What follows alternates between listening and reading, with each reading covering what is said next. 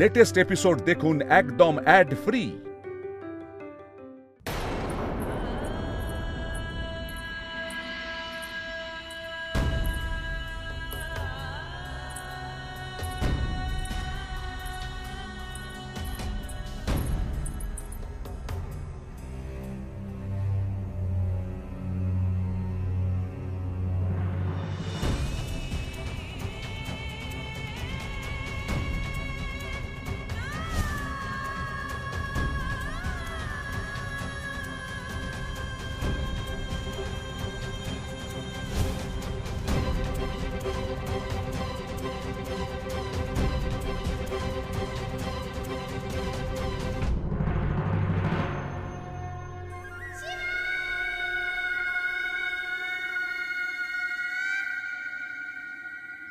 হে প্রভু, আমরা ভীষণ কষ্টে আছি।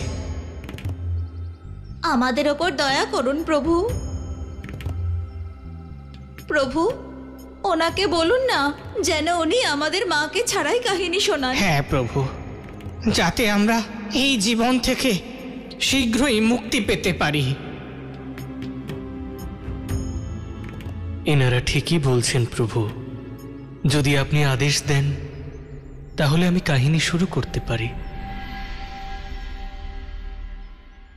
হ্যাঁ মিত্র, কিন্তু ওনাদের সাথে যদি নতুন মিত্র এই কাহিনী শুনতেন তাহলে খুব ভালো হতো মিত্র নন্দী।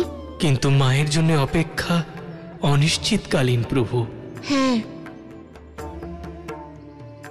এ নিশ্চিত নয় যে ঋষি কাত্যায়নের অনুমতি উনি পাবেন। ঠিক আছে,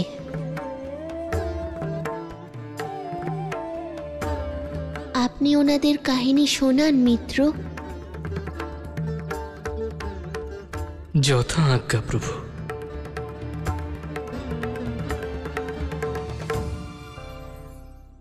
আজকের কাহিনীর সারমর্ম এই যে যদি আমাদের মনে দৃঢ় বিশ্বাস, অটুট শ্রদ্ধা আর ধৈর্য থাকে তাহলে আমাদের ইচ্ছে পূর্ণ করার থেকে সংসারের কোনো শক্তি আটকাতে পারবে না।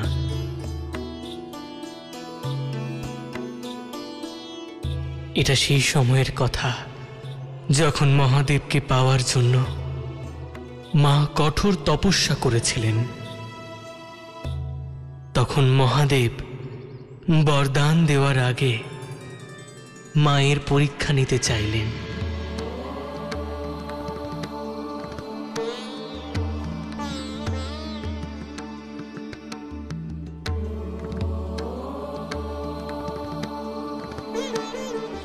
প্রভু, আপনি আজ্ঞা দিলে একটা কথা বলি। হ্যাঁ নন্দী, বলো। মায়ের পরীক্ষা নেবেন না প্রভু? পরীক্ষা না নিলে পরিপূর্ণতা আর যোগ্যতা বোঝা যায় না নন্দী। আর তারপর একজন ব্রাহ্মণের ছদ্মবেশ নিয়ে প্রভু মায়ের কাছে গেলেন।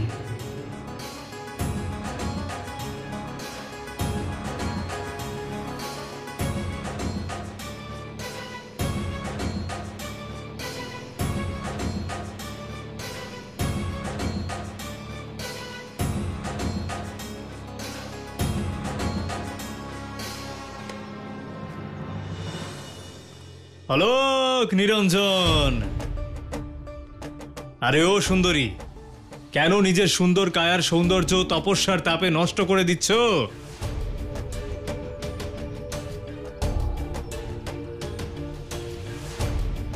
হে ব্রাহ্মণদেব, ওনার তপস্যায় বিঘ্ন ঘটাবেন না।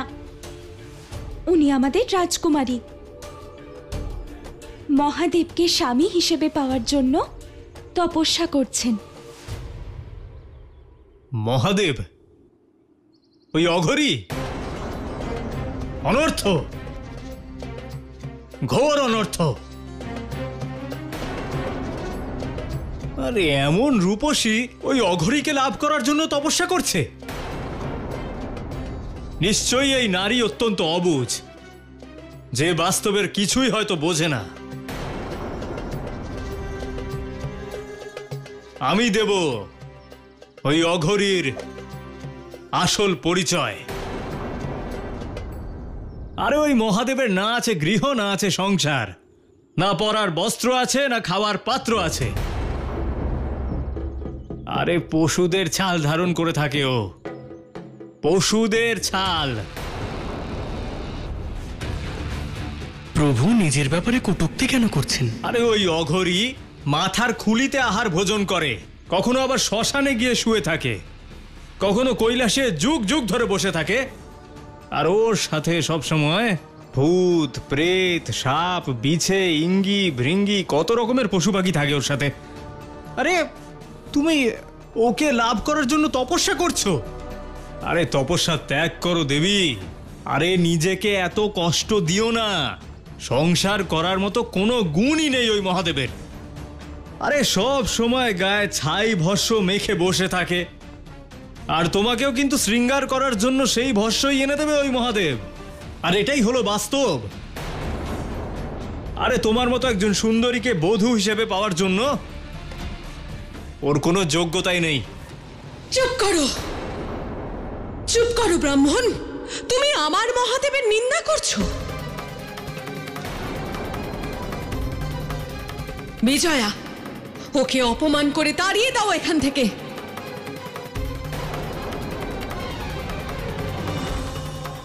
এবার কি হবে? মা তো প্রভুর এই কথা শুনে ক্রোধিত হয়ে গেছেন। মা প্রভুর ব্যাপারে এই কটূক্তি কিভাবে শুনতে পারেন? এই তো হওয়ারই ছিল। প্রভু,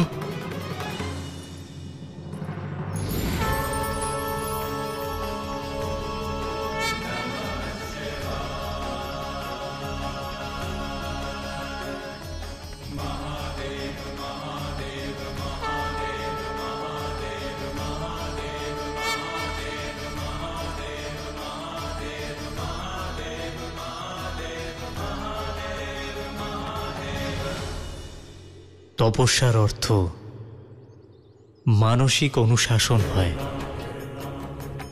ধৈর্য হয়।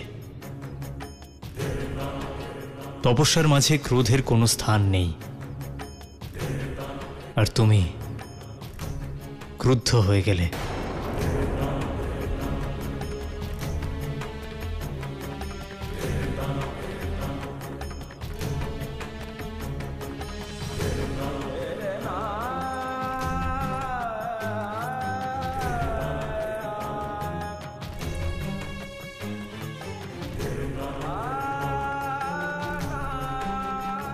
আপনাকে কেউ কিছু বললে, আপনাকে অপমান করলে আমি সহ্য করতে পারি না মহাদেব।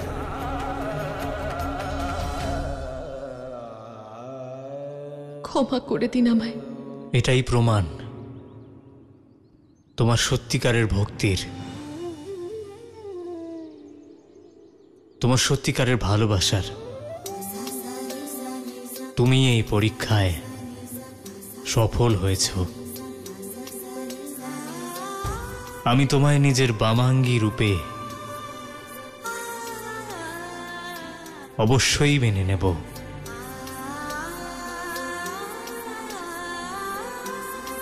এ আমার সৌভাগ্য মহাদেব। কিন্তু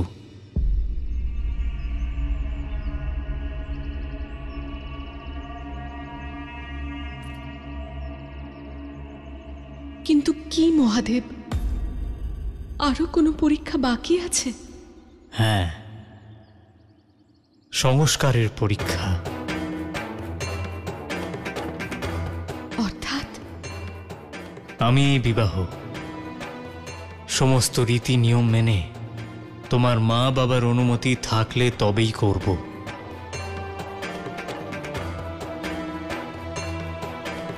আর এইভাবে মা পার্বতী প্রভু মহাদেবকে স্বামী হিসেবে গ্রহণ করলেন। বলো শিব শম্ভুর জয়। আজকের মতো কাহিনী এখানেই শেষ হলো।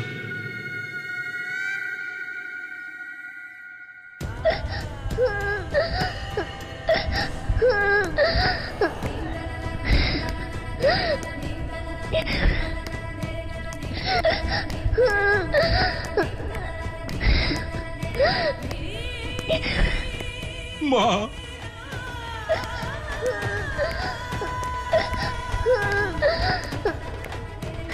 না মা, না মা।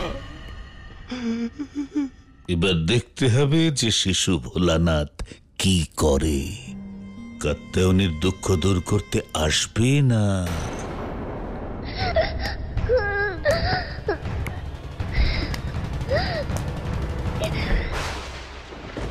মিত্র, না মিত্র, না।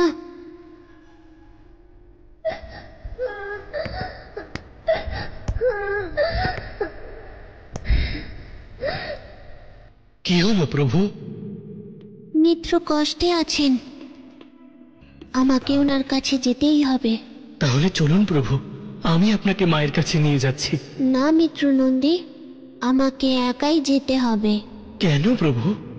আপনি সঙ্গে গেলে ঋষি কাত্যায়ন বাধা সৃষ্টি করবেন, আমি মিত্রের কাছে পৌঁছতে পারবো না। সেই জন্য আপনি এখানেই থাকুন মিত্র নন্দী।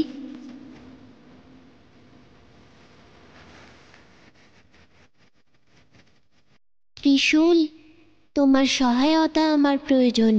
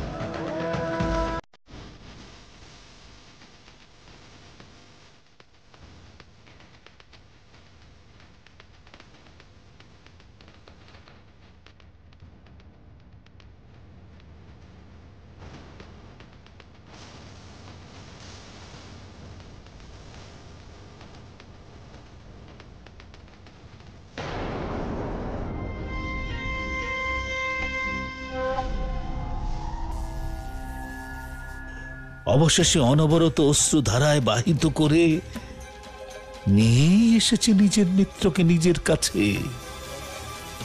শিশু ভোলানাথ, এখন অগ্নিকাণ্ডের দোষী হবার জন্য তৈরি হয়ে যাও।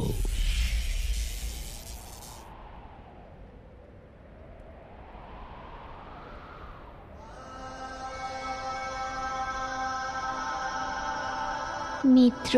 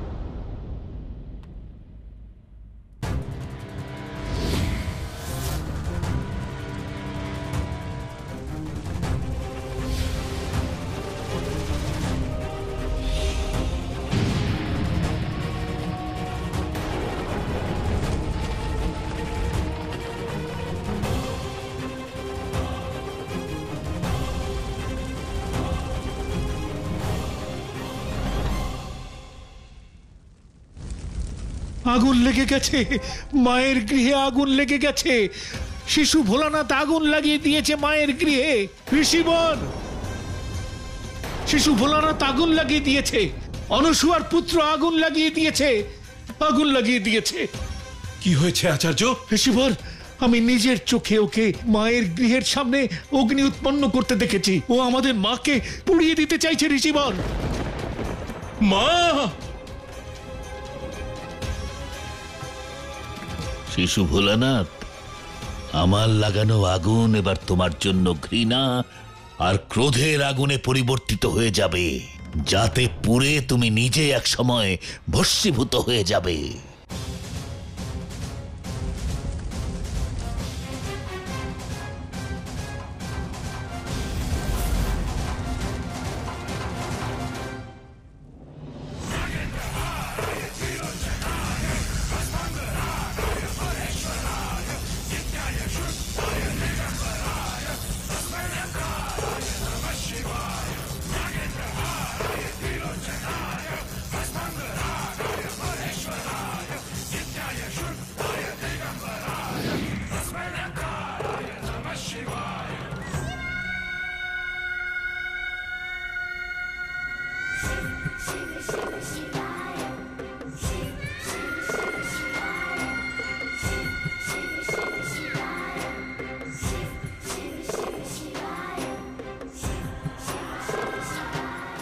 আপনার দুঃখ আর উদাসীনতার কারণ আমি বুঝতে পারছি। আপনি চিন্তা করবেন না, আমি এসে গেছি। আপনার প্রসন্নতার পথে যে দেওয়াল রয়েছে তাকে ধূলিসাৎ করার জন্য।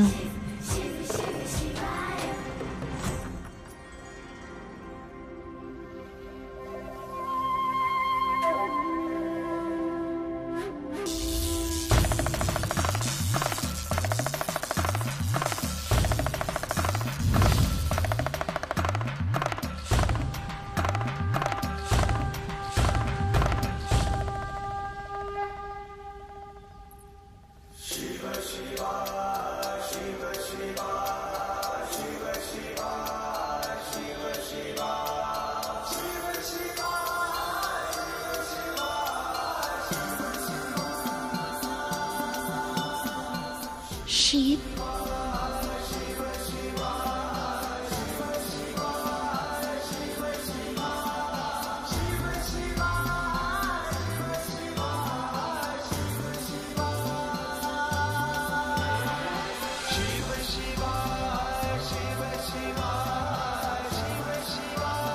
মিত্র, আপনি ওখানে যেতে চান? ওই শিবলিঙ্গের কাছে আমার সাথে? মা, মা,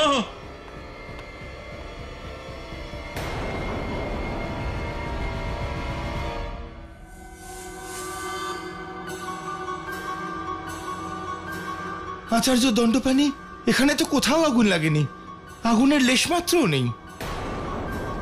আমি আমার শক্তি দিয়ে ওই আগুন নিভিয়ে দিয়েছি, কিন্তু ওই বহুরূপী এখনো এখানেই আছে। এভাবে নয় মিত্র, প্রথমে আপনার বাবার থেকে অনুমতি নিতে হবে।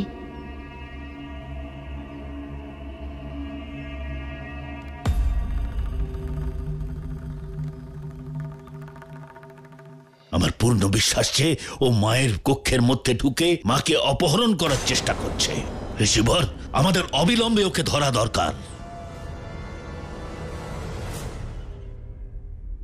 আজ ওই ভেগধারী শিশু আমার হাতে কঠোর দণ্ড পাবে, এমন দণ্ড যার উল্লেখ ইতিহাসেও নেই। আজ আমি আমার মায়ের জন্যে নীতি, নিয়ম, সিদ্ধান্ত সব সীমা লঙ্ঘন করব, সব সীমা লঙ্ঘন করব আমি। না মিত্র, বাবার অনুমতি ছাড়া আপনার ওখানে যাওয়া উচিত নয়। মা বাবা ঈশ্বরের তুল্য, সন্তানদের সবসময় তাদের ইচ্ছা অনুসারেই কাজ করা উচিত।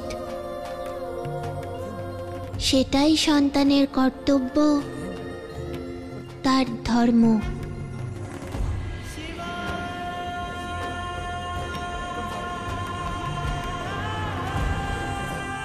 তাই আপনি আগে নিজের বাবার অনুমতি নিয়ে নিন, তারপরে আমরা নিশ্চিন্ত হয়ে ওখানে যাব। আপনি বাবার অনুমতি পেলেই আমি আবার আসব, যেমন এখন এসেছি, আপনার দুঃখের আভাস পেয়ে। আর তারপর আমরা শিবের কাহিনীও শুনবো।